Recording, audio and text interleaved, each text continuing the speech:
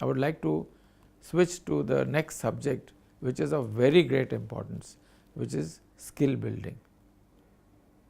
Why am I talking of skill building? China has 500,000 skill vocational training centers, 5 lakhs.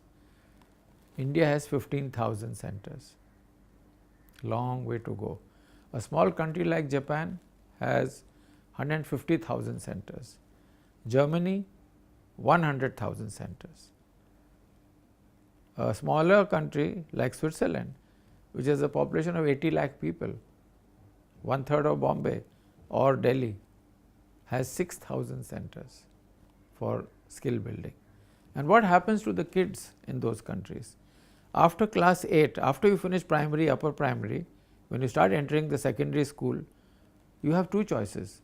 Either you continue into academic studies or you switch into skill building and vocational training. You want to be a good dress designer, you want to be a photographer, you want to be a sports coach, you want to be a machinist, you want to be a teacher or whatever, you have at least 500 different vocations to choose from. And these are primary vocations, they are the mother vocations. Then they break up into 15,000 sub-classified vocations, but you have a choice of attending to these 500 vocations. So, what happens? A child at the age of 14 either enters what is known as a pre-vocational course or continues for academic studies and into university. You will be shocked to know that in countries like Germany, the education in colleges is free. Nobody goes to college, it is a waste of time. Who goes to college? Either you want to be a research scholar or a teacher, or you are the child of a very rich parent and you want to pass 2-3 years loafing around in college and showing your BMW or whatever, or your fashion to your peers. Otherwise, nobody goes to college. Everybody is busy learning a vocation or a skill. And that is the strength of those countries, skill building, vocational training. Fortunately, the new government picked this up in 2014 and now we have a Ministry of Skills Development, and it is gradually going to make a very big difference in the country. But as I said, we have lost 68 years. It is going to take another 10 years before the people of India realize the importance of skill building. Just to give you one example, nobody wants to go for skill building. Everybody wants a BA degree because they are preparing for their marriage. I have interviewed so many parents. They say that if our child does not have a degree, he or she won't get a good spouse. So, they are preparing for the marriage of the kid, which is disgraceful. They should be preparing to what is the child going to do when it grows to become a major after the age of 18, 19, 20, what is the child supposed to do? So, this is what is missing in our country, and that is where very small countries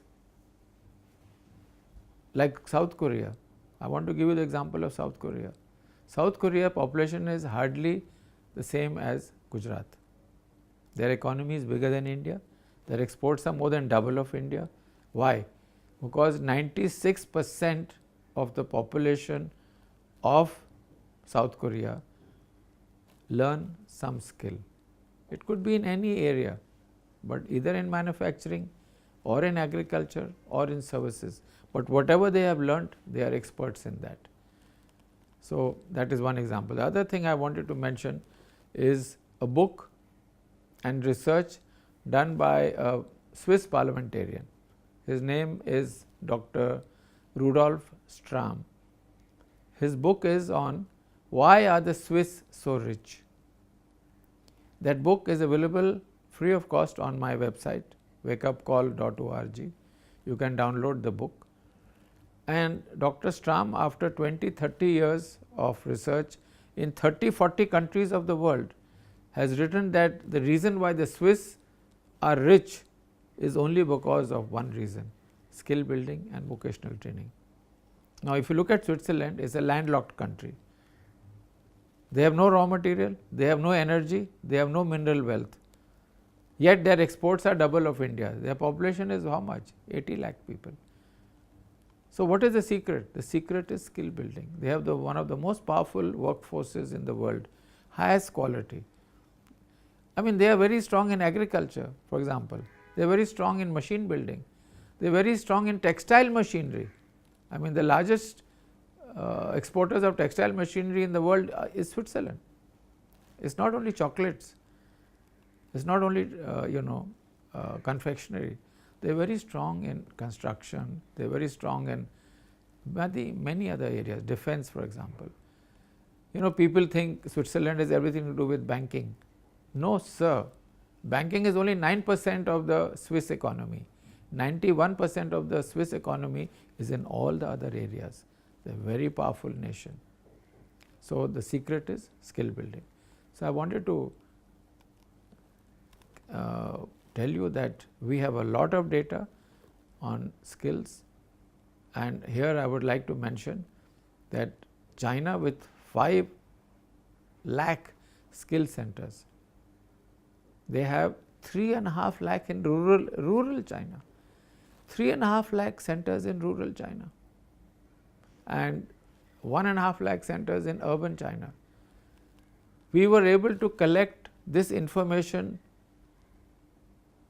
through the hard work which we keep on doing. When we travel all over the world, we are keeping our eyes and ears open, and we were able to collect this information, and I presented this information to the government of India 2 years ago, and they were shocked to see the list of Chinese courses which are taught to the children of China.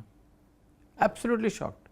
We have about 200-300 courses, they have close to 1,500 courses, out of which 600 are taught in rural China and about 1,000-1,100 are taught in urban China.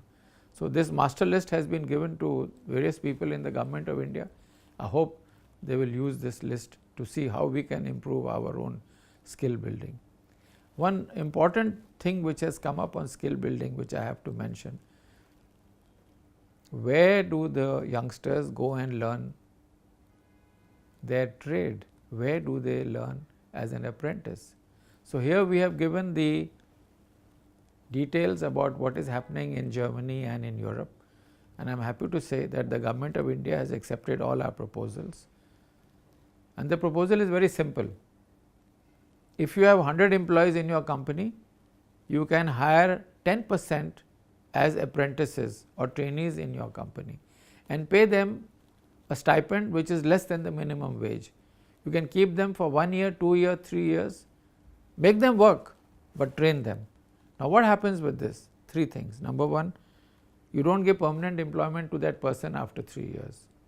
So there is no constraint from the labor department that you have to hire that person.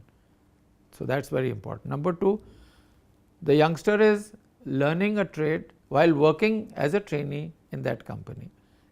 The third is that trainee is being paid a stipend which is around minimum wage. I think the government has agreed 70% first year, 80% second year and 90% of the minimum wage third year.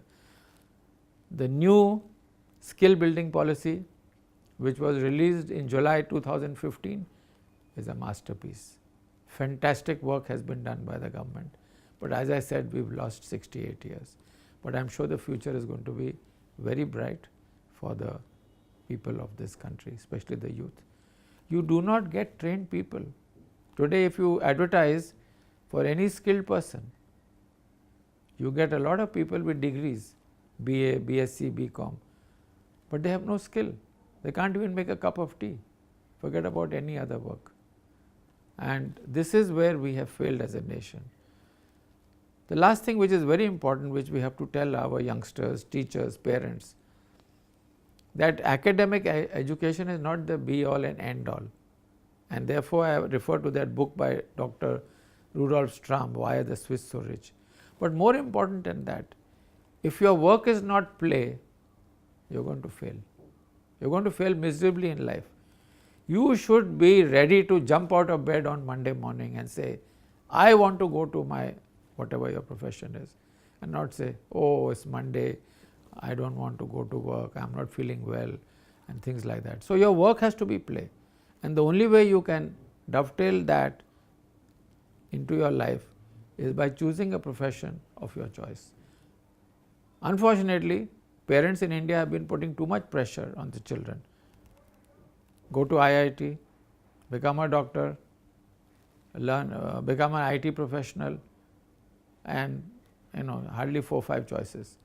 But there are 500 choices. Today, for example, I can't get a good driver. I can buy a Mercedes, I can buy a BMW for a crore of rupees, but can I get a driver of that quality? No way. And just for your information, a good driver for heavy vehicles, 20 ton, 30 ton, 35 ton truck, they can earn 50,000 rupees a month, provided you can get one driver. You can't get one driver. Same thing in welders, you can't get a good welder. A good welder earns 1 lakh a month, 12 lakhs a year, much more than the MBAs coming out of our 4,000 management colleges, much more than the engineers coming out of our 8,000 engineering colleges and polytechnics, 1 lakh a month, but you can't get a good welder. So, like this there are umpteen examples. Skills is the future of this country. If we want to increase exports, if we want to increase the earning, the GDP, and make India into a powerhouse, the only way we can do it is by skill building.